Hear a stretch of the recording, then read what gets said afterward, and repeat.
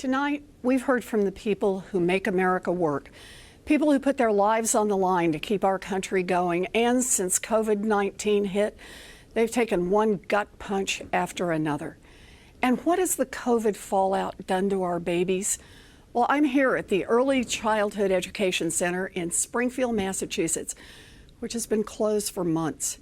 Childcare was already hard to find before the pandemic, and now parents are stuck. No idea when schools can safely reopen, and even fewer childcare options. The devastation is enormous, and the way I see it, big problems demand big solutions. Now, I love a good plan, and Joe Biden has some really good plans. Plans to bring back union jobs in manufacturing and create new union jobs in clean energy.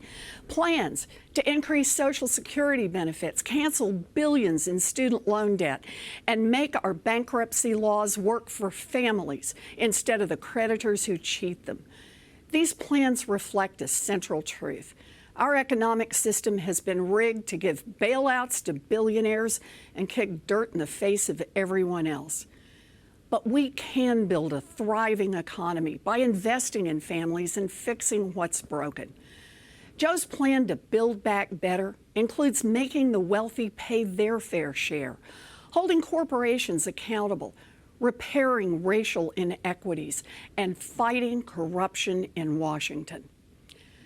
Let me tell you about one of Joe's plans that's especially close to my heart: childcare. As a little girl growing up in Oklahoma, what I wanted most in the world was to be a teacher. I loved teaching. And when I had babies and was juggling my first big teaching job down in Texas, it was hard. But I could do hard. The thing that almost sank me: childcare. One night, my Aunt Bee called just to check in. And I thought I was fine. But then I just broke down and started to cry. I had tried holding it all together, but without reliable childcare, working was nearly impossible. And when I told Aunt Bee I was going to quit my job, I thought my heart would break. And then she said the words that changed my life: "I can't get there tomorrow, but I'll come on Thursday." And she arrived with 7 suitcases and a Pekingese named Buddy and stayed for 16 years. I get to be here tonight because of my Aunt Bee. I learned a fundamental truth: nobody makes it on their own.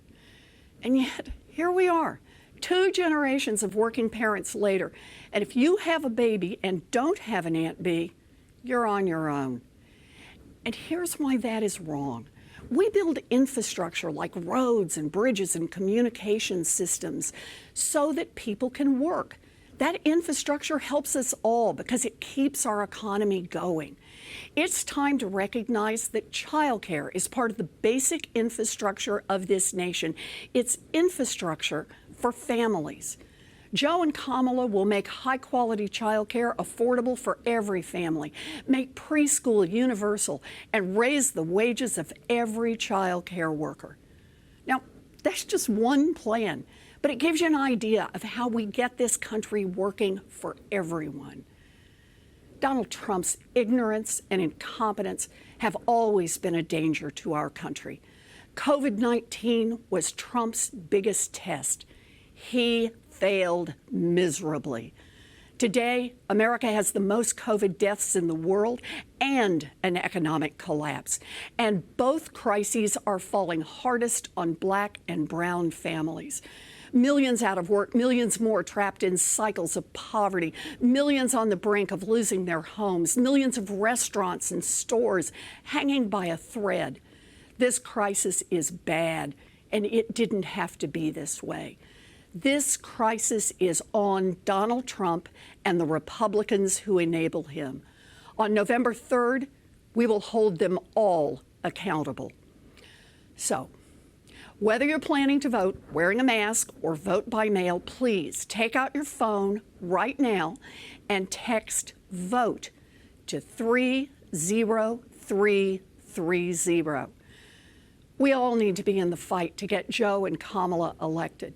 And after November, we all need to stay in the fight to get big things done. We stay in this fight so that when our children and our grandchildren ask what we did during this dark chapter in our nation's history, we will be able to look them squarely in the eye and say, we organized, we persisted, and we changed America.